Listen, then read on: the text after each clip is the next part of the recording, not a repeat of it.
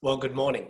My name is Brad Meehan. I'm the Managing Director of Strativity Group, and it's great to be kicking off the 13th Annual Customer Experience Conference. Strativity are a global strategy, experience design and change firm. We've operated for 20 years globally and for 10 years here in Australia. We work with some of the most well-known organisations all around the world and of course in Australia, helping them to improve strategy, deliver exceptional experiences and really build the capabilities required to compete in today's age. We're very proud of the fact that recently Forrester rated us as the #1 boutique customer strategy or customer experience consultancy practice in the world. And we also perform very well in the area of employee engagement and employee experience. And obviously those two are very closely related. What I wanted to touch on today in this session over the next 30 minutes or so is I wanted to talk about some of the key trends that are impacting the world of experience. I wanted to unpack this idea of enhancing versus expanding the experience you deliver. And I wanted to talk about turning strategic intent into everyday reality. In terms of trends, there is certainly an awful lot of information out there talking about all of the changes and adaptations that are happening in the world today. I just wanted to focus on a few things that I think are really important. Obviously, I should start with the COVID-19 impact, the pandemic impact, and I've got 3 trends that I think might be worth unpacking a little.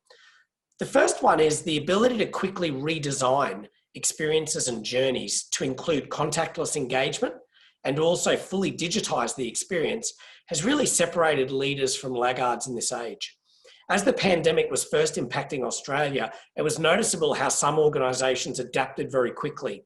They understood the changing customer environment and the limitations. They re-engineered and redesigned their experiences, and they quickly ramped up different capabilities. Other organisations really struggled to do this because they were lacking a bit of leadership and agility and capability to start with. And that's been one of the real trends. This pandemic has highlighted that unless you have that agility and that sort of design orientation and you can quickly adapt, you can easily get left behind. The second trend that I think is significant is this idea of heightened customer anxiety. What that means is that when I'm delighted or surprised by something, it's a little more impactful, but the reverse is true as well. As I'm frustrated or annoyed with something, it boils over into anger a little bit easier. And I think as organisations and as leaders, we need to be really aware that there is heightened anxiety with customers and in the community and with our own employees. And we need to be very careful, I guess, to insulate from some of those frustrations and challenges, but to also look for opportunities to do something a little special that will drive disproportionate benefit in terms of advocacy in the current environment. It's also really about culture, and it's such an opportunity to build culture. I think we need to be very deliberate with this because cultures are often built through adversity. The stories and the memes that what people talk about often comes down to how we handled a difficult situation. So I'd encourage all of us to be very deliberate, to look at the environment we're in and to deliberately demonstrate leadership and demonstrate the behaviours that are important because they'll have slightly more meaning during this difficult time. One of the other key trends which sits above COVID-19, of course, and was here with us beforehand, is around hyper-personalisation. And this is a tricky one for organisations because there's an expectation at present that as you collect more information about me, whether I'm a consumer or a business customer, that information that's collected and that data, I'd expect you to use that to personalising interactions and engagements with me. I know you're collecting it. I know I've provided it on occasion, but if you then deliver something to me that's generic, it sort of destroys some brand trust, if you like, because you're not using the information you have to treat me as an individual. We find that there's very little difference, as the chart on the right here shows, between business and personal customers in this area. Everyone wants this sort of hyper-personalised experience. One of the difficulties, but, is getting the basics right first and then building on that. I myself recently, I've been dealing with a large insurance company, and I have a couple of cars, a boat, an investment property, a home, a number of different policies. And they sent me a notice recently saying one of your policies has been cancelled. And the only identification on there was a number that was PDS 49656 or something like that. I then had to ring the business and say, which policy is being cancelled? Is it a boat that I've sold, or is it one of my home and contents insurance policies that I want to keep? They then put me through a number of sort of questions to identify me. The call took 5 minutes rather, and they told me it was for the boat that I'd sold. But here's the point. It would have been so easy just to highlight at a generic level what that policy was for. Was it a boat? Was it a motor vehicle? Was it home and contents? And that would have decreased my angst, would have saved the organisation some time, and would have allowed us both to operate in a more efficient manner. Another example recently came from one of the big four banks that offered me a special deal if I transferred my balance on a credit card. I rang up the bank and said, I'd like to take you up on this offer. And they said, well, what offer is it? Have you got the letter in front of you? I said, no, I'm just calling you in the car. I received the letter a few days ago. I'd like to go ahead with the offer. Oh, well, we're not sure what offer that is. I'll have to look it up for you. Do you know anything about it? It was really quite embarrassing that they'd sent me an offer linked to my name. You would have thought that in their system, they would have tagged that they recorded a particular offer to me or that they'd offered it, and therefore I should be able to adopt or take up that offer. So I guess the point of these stories is there's so many fundamentals that still aren't right in this world of customer experience, and it's so important to get those right as we get more excited about the opportunity to personalize, et cetera, et cetera. This next insight or this next theme or trend is really about the idea of augmented automation.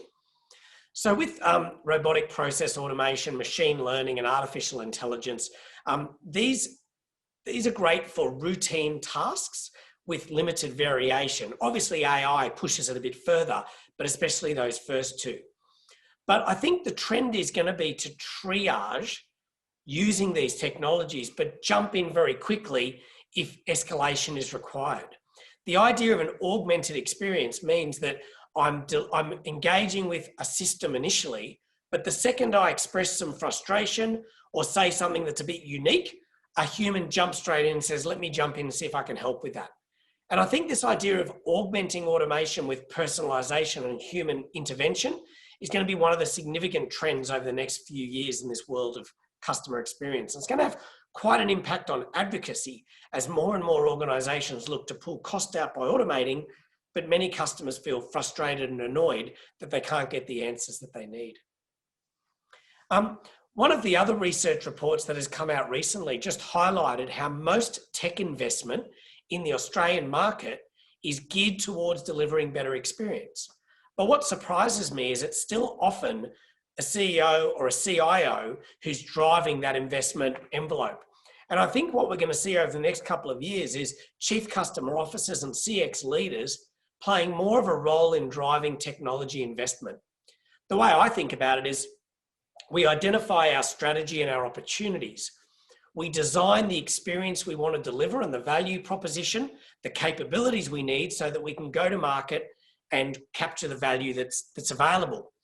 We then drive technological decisions, process change, and sort of people and behavior pieces in order to execute on that experience which delivers on our strategy.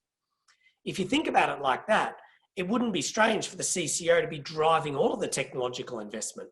While some of it will be around back-end process automation for efficiency and risk, a lot of it, as we see from these graphs, has to do with delivering differentiated experiences. So it makes sense that increasingly general managers of CX, heads of CX and CCOs will be driving that.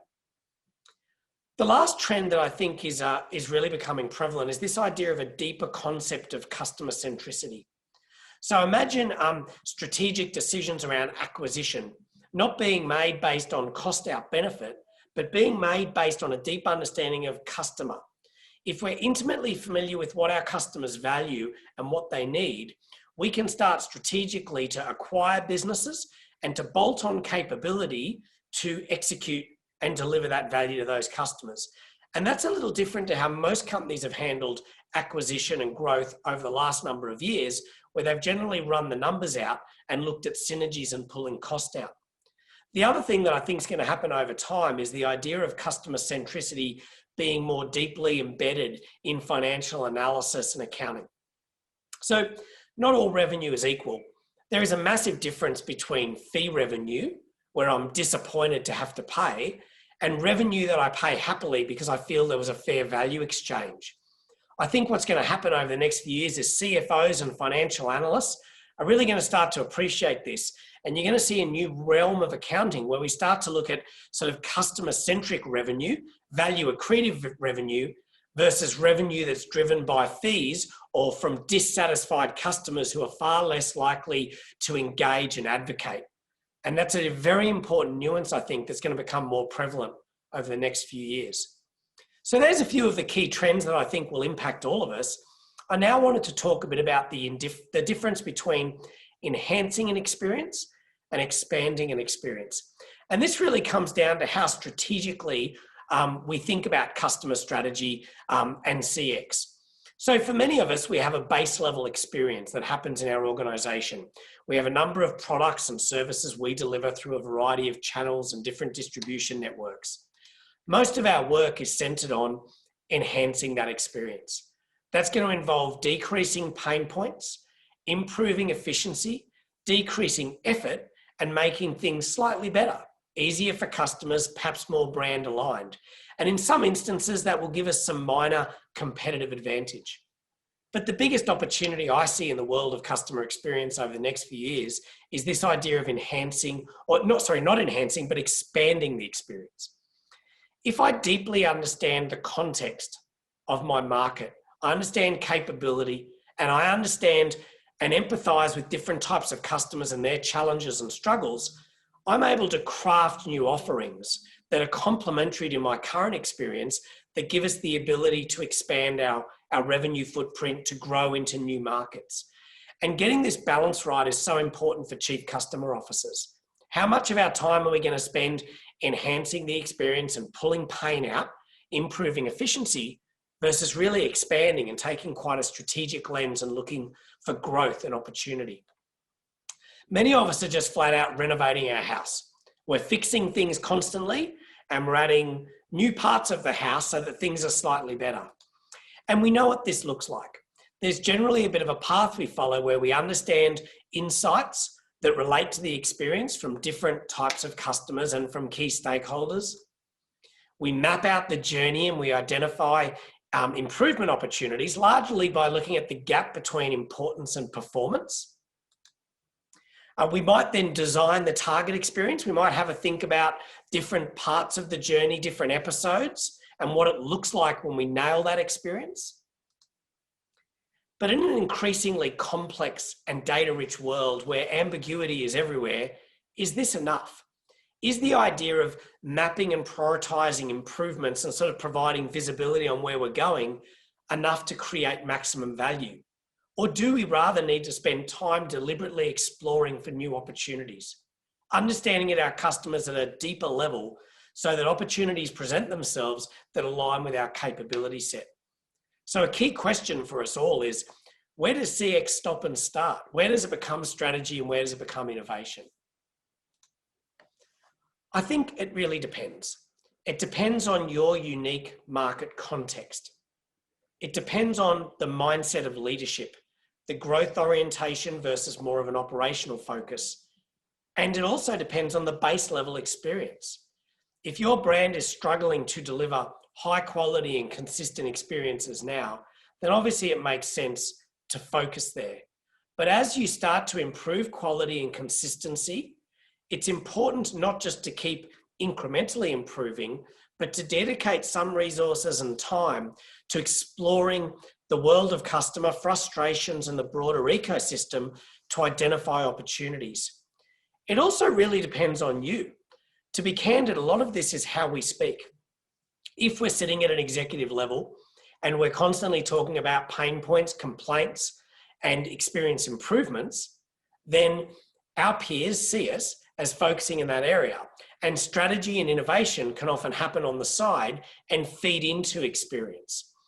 I like a world where the chief customer officer is using a deep understanding of that broader ecosystem and amazing empathy with different segments of customers and potential segments to craft up new concepts, brand new value propositions that can be taken to market to expand the experience or the experiences that we're delivering.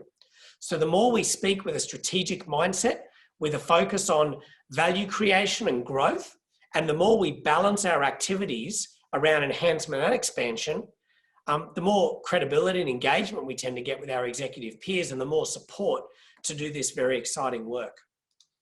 And in terms of doing this work, one of the best ways to start is to map the broader ecosystem.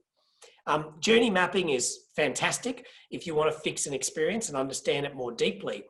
But often it's about understanding the holistic experience, the ecosystem that surrounds a particular industry, and really identifying where there is pain or friction, where there are opportunities, where there are unmet needs. That ecosystem understanding, which often brings together a bit of qualitative work with some quantitative data, can give you some ideas as to where to focus. From there, it's also important to build this empathy base to understand the frustrations and the lives of our different customers and potential customers. This is the same for business or sort of consumer. And the deeper we get and the more we understand the context at that sort of human-centered meaning and identity level, the more opportunity areas we can define, which then helps us to craft concepts and propositions that we might want to test through sort of rapid prototyping in order to learn and to iterate and to make sure we can bring something to market that's going to have wonderful appeal. I've got this sort of Venn diagram here that has three core components. I think we need to look at opportunity, and that's where empathy and ecosystem mapping can help. I think we need to look at capability.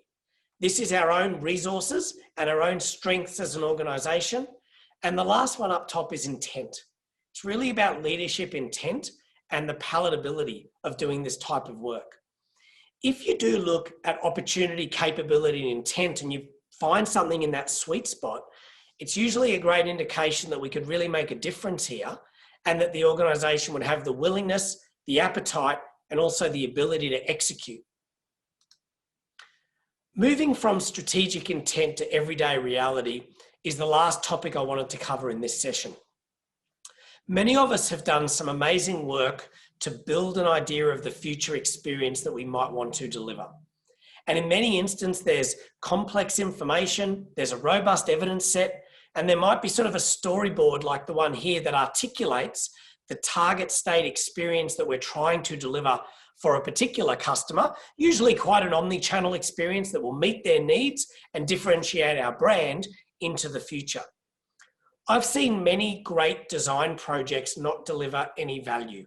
And the reason that usually happens is because the design was not linked to organizational capability.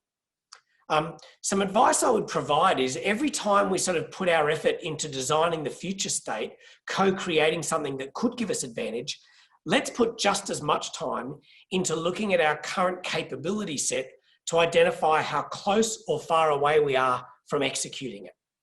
Let's maybe consider people, process, our organizational structure, our technology stack, etc., etc. Let's look at that future state experience and let's identify where we have the capabilities in place to execute and where we don't. And like in this example, more often than not, we are significantly lacking the capabilities we need to execute our target experience. If that's the case, there's a very profound question that we need to ask and answer at that executive level. Do we want to decrease our aspirations in light of our capability, or do we want to invest in our capability to deliver on these aspirations? There is no getting out of this. We either need to uplift capability to nail the intent, or we need to adjust our intent in light of our investment and resources and capability. Having a proper candid conversation and discussing the trade-offs and nuancing your target experience in light of capability, linking it to some economic analysis, the business plan and the sort of investment slate is so critical. And if we do this, we get the structure in place that allows us to deliver rapid progression from the current state to the future state. It's also important to then go deep and adjust the operating model of the business as needed, to really think about customers, employees, channels, leadership, different aspects of your operation, the processes that sit between, and sort of understand how we might move our current model to a future model that delivers on that customer experience. And linking back to one of my points earlier in this session, the more we sort of link growth, value, and strategy, target experience, design to capability, the more holistic our conversation. And this definitely moves us out of the world of pain points and incremental improvements into something that can provide real competitive advantage. In addition to thinking about structure and capability, like everything in life, what we believe is really important. It's probably the most important thing. About 18 months ago, we did some work with an organisation, and we asked people in this organisation, do you believe this organisation needs to change to be successful in the future? And pretty much everyone said yes. We then asked, do you think the change needs to be significant? Most people said yes. We then asked, do you personally need to change? And the final question was, do you personally need to change in a significant way? And this is really at the heart of the challenges of implementing strategic change. Most people will agree that the organisation could do so much better, but most people also believe that they're doing a wonderful job. Unless we can clearly show people the difference between what they're doing today and what we want them to do tomorrow, we normally feel comfortable that we're personally on the right track and everyone else needs to do things better. We really need to rely on introspection and self-realization to get people motivated to want to adapt their behavior. We have to talk to them about the external shift to give them some psychological safety so we don't invalidate their prior efforts and provide a real platform for change. We need these numbers to move. We need people to believe the organisation needs to change. We need a large number of people to believe that they personally need to adapt. As those bars get closer together, you have a better chance of driving strategic change for an organisation with aligned mindset, behaviour and culture. One of the best ways to do this is to show people examples of pretty good versus exceptional. I would take a number of leadership scenarios, back office scenarios, and front sort of customer facing scenarios. And I would shoot some video clips, and we do this regularly at Strativity, and show people what average or good interactions or experiences look like. And then we show them exceptional, an experience where every aspect is on brand. It's decreasing effort, but it's driving engagement and advocacy. It's delivered with empathy through a digital footprint or even sort of personally. And the more clearly we can delineate the difference between average or good or exceptional on brand, the more we can take the organisation with us on that journey.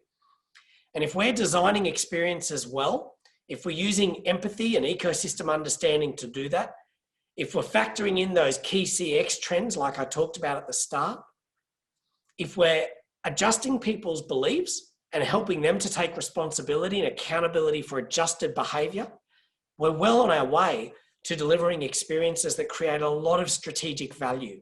Of course, there's benefit in incremental improvement and moving pain points, but I just think there's such an opportunity to shift that balance a little bit and bring that strategic value creation aspect into all that we do. At Strativity, we have a framework that we use. Around about 50% of our work is in the strategy space, aligning the business, discovering what's going on, what are the opportunities, designing and strategizing. But the other half is really where the value is created. The way we inspire and motivate people to want to be part of the change, the way we amplify and embed into our capabilities. And the holy grail is to institutionalize this, to just make it part of who we are as an organization. We're customer-centric in the way that we think, or we're human-centric. We understand employees need great experiences. And if we do that for them, they want to deliver for our customers. We ask key questions before making decisions, Have I considered insight from customers and employees before making this decision? Do I feel more proud or embarrassed about this decision if I was to publicize it? And is this decision going to move us towards or away from our agreed target experience? Is it going to help us play in the areas we want to? This sort of framework's a great one to think about in terms of where we're at and what might be the next step for our organisation. So look, that's it from me. I hope there's been some value in some of the thoughts that I've shared. As I've mentioned, I've got my details up here on the screen. I'm the Managing Director of Strativity Group. I'd be happy to have a conversation around any of these themes or any of the challenges in your organisation.